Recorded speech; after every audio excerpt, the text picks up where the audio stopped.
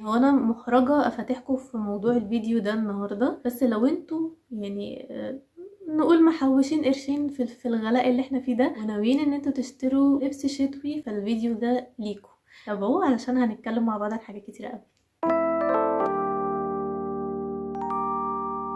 يا رب تكونوا كويسين وانتوا بتتفرجوا على فيديو النهارده. انا عارفه يا جماعه ان انا بتاخر كتير جدا في الفيديوهات الفتره دي، كل مره بقى معلش يا جماعه انا اتاخرت، معلش يا جماعه الكلام ده، بس الجو برد جدا بكسل ان انا اقوم اصور. يعني انا عندي افكار فيديوهات كتيره جدا ان انا اعملها لكم، بس الكسل يعني هو اللي مسيطر. بقى الجو برد وكلنا متدفيين وكده، مش عارفه اصور بسبب البرد. يعني هو سبب غريب بس انا مش عارفه اصور بسبب البرد. المهم الفيديو بتاع النهارده يعتبر دردشه عن اللبس. وانتي نازله تجيبي لبس الفتره دي واحنا خلاص يعتبر شهرين والشتاء يخلص، فكده انتوا يعتبر بتشتري في اخر الشتاء. عشان كده حبيت ان انا اعمل لكم الفيديو ده واتكلم فيه معاكم عن الحاجات اللي هي لو انتي جبتيها وسبتيها للشتاء اللي جاي هتكون شغاله معاكي عادي ولسه موضه زي ما هي، ومش هتبقي متضايقه ان انا جبتها يا ريتني ما كنت جبتها والكلام ده. اول حاجه هكلمكم عنها يا جماعه، مش تقولوا ان الكمه الدفايه باينه من تحت البتاع، شاورولي كده هداريها.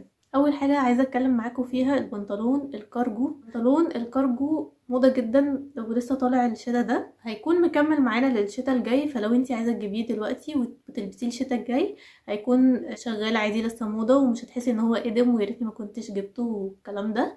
وهو طالع منه اشكال كتيره جدا، هتلاقوا منه القماش العادي زي الجبردين كده، وهتلاقوا منه الجينز. الاتنين شكلهم تحفه، بس انا الجينز عاجبني اكتر. يعني طبعا كل واحد براحته. كنت حاطه هنا صوره البنطلون ده، شكله بصراحه يا بنات شيك جدا وحلو جدا وانا نفسي حباه.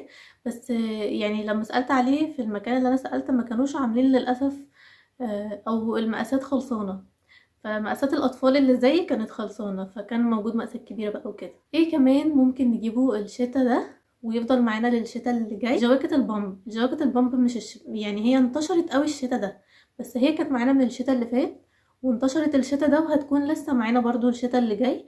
فانت لو حابه تجيبي جاكيت بامب عادي هاتيه، ما تقلقيش هتلاقيه موجود لسه معاكي.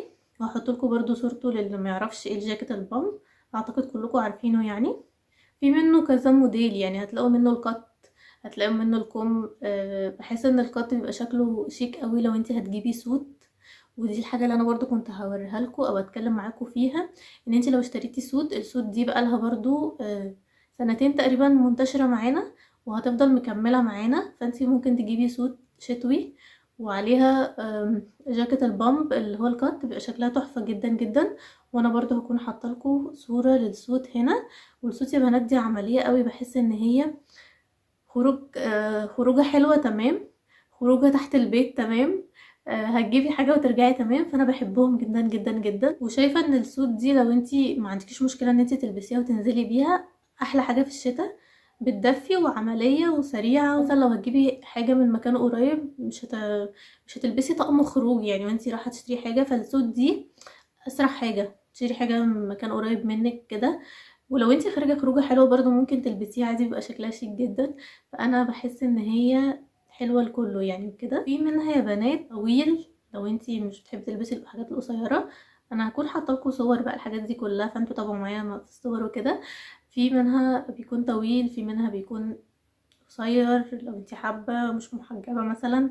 في منها بيكون وسط وده اللي انا بحبه، يعني تكون طولها متوسط مش طويله قوي خالص، لان انا قصيره. فالحاجات الطويله قوي دي بتاثرني اكتر، وبرضه ما تكونش قصيره قوي ان انا معرفش البسها يعني وكده. فبحب الحاجات الوسط، فهي بالنسبه لي الوسط دي انسب حاجه وكده. وبالكلام على السود، ممكن تجيبي هودي لوحده وتجيبي السويت بانس لوحده وتقميهم على بعض. تختاري انت اللي تختاري بقى القطعه والكلام ده. فدي برضو من الحاجات اللي انت ممكن تشتريها تبقى حلوه قوي قوي وهتقعد معاكي للشتا اللي جاي. وفي دلوقتي طالع مود قوي الشتا ده، لسه طالع الشتا ده، الجواكت البيسبول. ولو انتم مش عارفين ايه الجواكت البيسبول انا هحط لكم صوره زي ما بنعمل هنا. عايزه اقول لكم على حاجه، الخلفيه اللي ورايا متغيره مش دي اللي انتم متعودين عليها، لان انا جوه في الاوضه وبره في دوشه رهيبه، ما كنتش عارفه اصور بره. يعني قلت اوضح لكم الخلفيه. يعني المهم الجواكت البيسبول دي هي طالعه الشتا ده ترندي جدا وهتفضل موجوده معانا الشتا اللي جاي، ما فيش اي مشكله منها.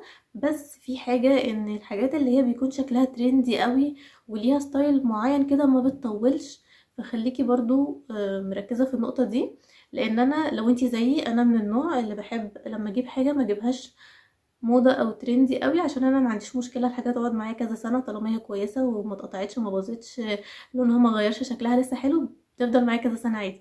فلو انتي زيي البيسبول مش هيكون مناسب قوي، لان هو اخره معانا الشتاء اللي جاي، وهيكون خلاص شكله قدم زي ما بنقول، مش هتعرفي تلبسي تاني.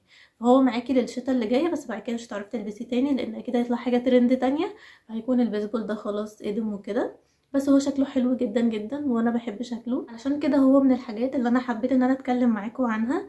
لو انتي حابه ان انتي لسه تجيبي لبس الفتره دي وتشيليه للشتاء اللي جاي. بس كده يا بنات، ده كان فيديو النهارده، او خلاص خلصنا فيديو النهارده. وزي ما بقولكم كل مره، ما تنسوش تعملوا لايك وكومنت حلو زيكم. ولو انت اول مره تيجي وتشوفي القناه بتاعتي وعجبتك وحسيتي ان انت مهتمه تتفرجي على الفيديوهات اللي انا بنزلها، اعملي اشتراك في القناه وفعلي الجرس عشان اي فيديو جديد ينزل يظهر لك في الاشعارات على طول، فتدخلي وتبقي عارفه ان مروه نزلت فيديو، نتفرج على الفيديو اللي مروه نزلته. بس كده، اشوفكم في الفيديو اللي جاي. باي باي.